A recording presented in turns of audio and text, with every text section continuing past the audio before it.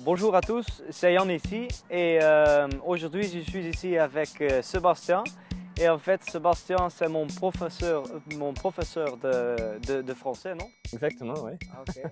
Donc l'année dernière on a commencé,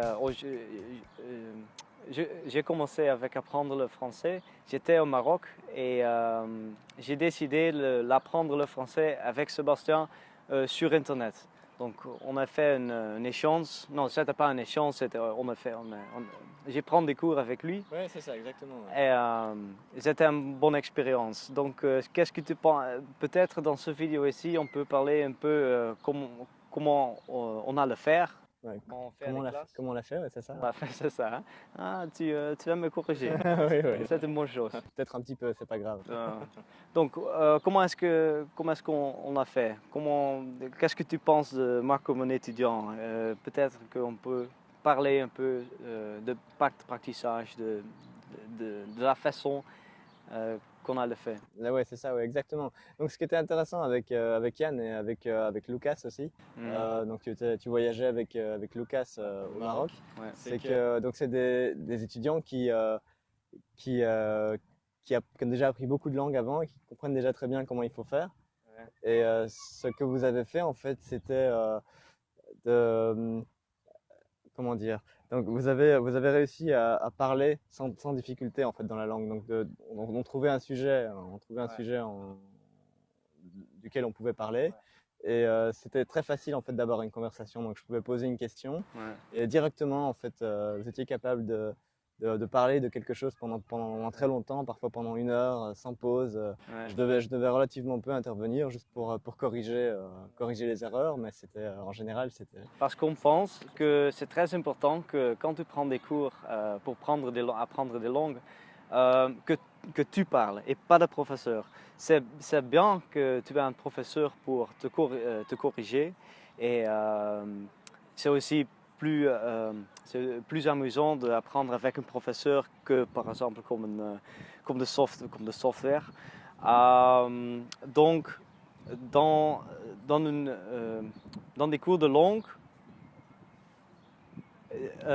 c'est important que tu parles comme un étudiant et pas de professeur. Et ça, c'est qu'on a fait, non? Exactement, ouais, c'est ça, exactement. Donc c'est important. Donc par exemple, quand le prof pose une question, hein, donc en général, je donne des cours de conversation sur Internet. Et donc, quand je pose une question, c'est important que l'étudiant sache qu'il doit essayer de dire le plus de choses possible en fait. Donc pas seulement dire, voilà, pas seulement répondre à la question, donc par oui ou non par exemple, mais dire tout ce qui lui passe par la tête, c'est ça qui est important en fait. Donc l'exemple que je te donnais tout à l'heure, hein, c'était voilà, donc tu habites où?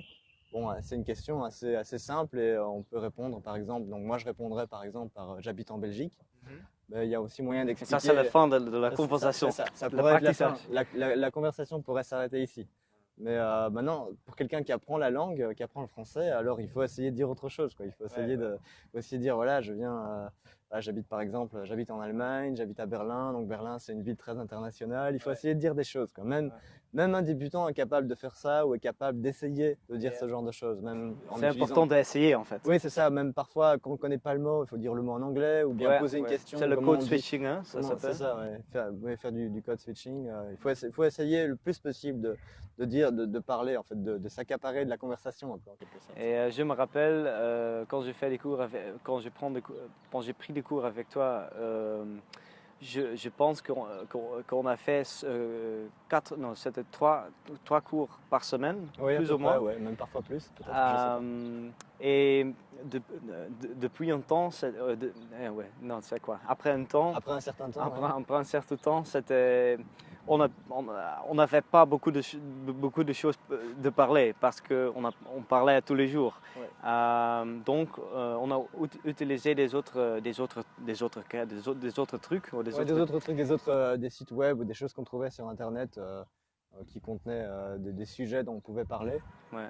Notamment un site qui était vraiment bien parce qu'en fait il y avait plein de sujets sur le site, hein. Donc c'est un site écrit pour les profs de langue, les profs d'anglais en fait, mais on pouvait l'utiliser pour le français aussi. Donc c'est une liste avec beaucoup de Une questions. liste avec des questions et on utilisait ça comme une amorce, hein, pour commencer la conversation et ça a aidé beaucoup pour le cours en fait. Et il y a aussi une autre technique qu'on a utilisée Oh, c'est un peu plus tard. regarder le journal. C'est ça, Oh, regarder le journal, regarder des vidéos sur YouTube.